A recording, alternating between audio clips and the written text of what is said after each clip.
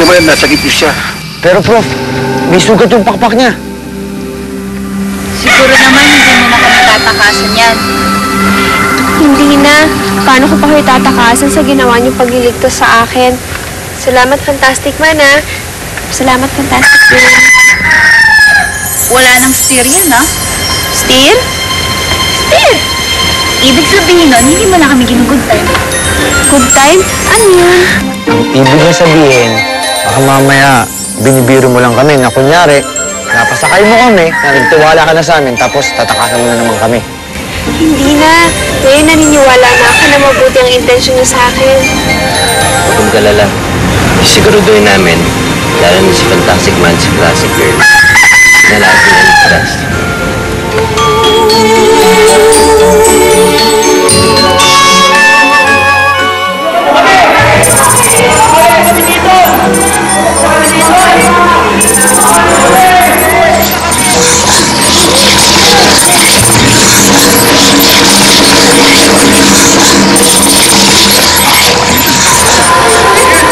Pinatatawag niyo ako, Commander. May tiwala ako sa kakayahan mo, Marco. Naniniwala akong kaya mong gawin ang mga pinagagawa ko sa'yo. Wala akong hindi gagawin para sa inyo, Commander. Dalhin mo sa akin ang binhi ng daigdig sa lalong madaling panahon. Pasusunod.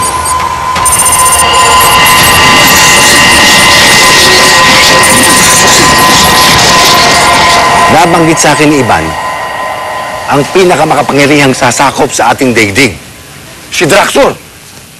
Malamang by this time, alam niya nang nasa atin ang binhi.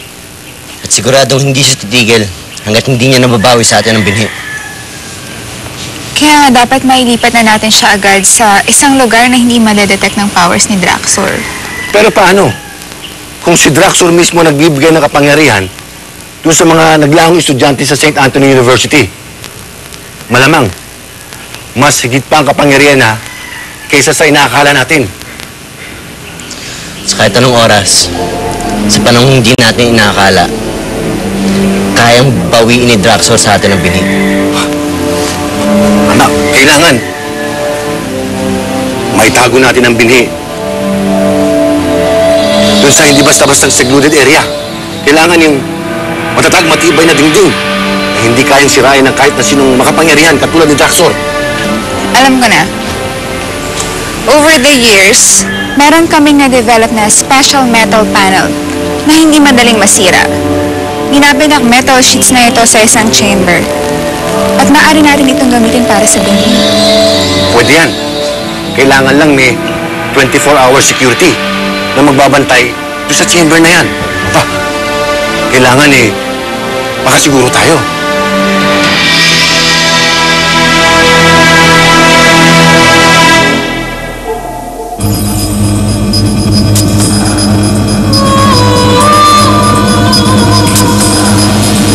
Bakit ka malungkot? Ang ganda kasi sa lugar na pinanggalingan ko. Maraming kulay. Hindi gaya dito. Pasensya ka na, binhi, ah. Kailangan kasi namin tago kay Draxor, eh. At ito lang yung lugar na pinakaligtas para sa'yo. Ah, pero pwede rin natin ito lagyan ng poster sa mga dingding. Kung gusto mo lang. Posters? Ano yun? Posters?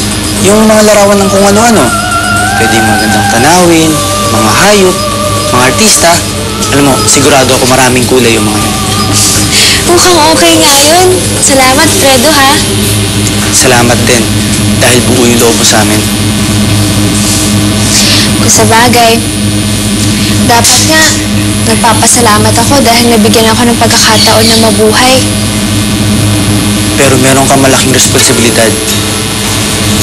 Ang bantayan ng binhi ng daigdig na nasa loob ng katawan ko. Mahirap na responsibilidad yan. Kaya nga hindi ako ganang titiwala sa mga taong lumalapit sa akin, di ba?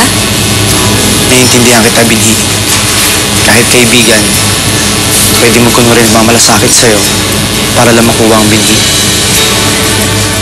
Sa tingin ko naman, Fredo, isa kang tunay na kaibigan.